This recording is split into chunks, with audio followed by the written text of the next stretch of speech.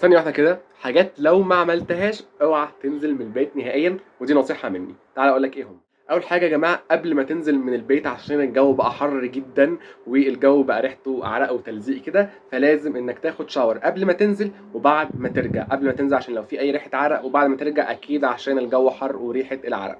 وبعد ما تخلص على طول تبدأ انك تحط ديودرانت، سواء ديودرانت رول اون اللي هو بيبقى عامل كده، او سبراي زي ما انت بتحب. اي حاجه انت بتحبها تبدا انك تحطها.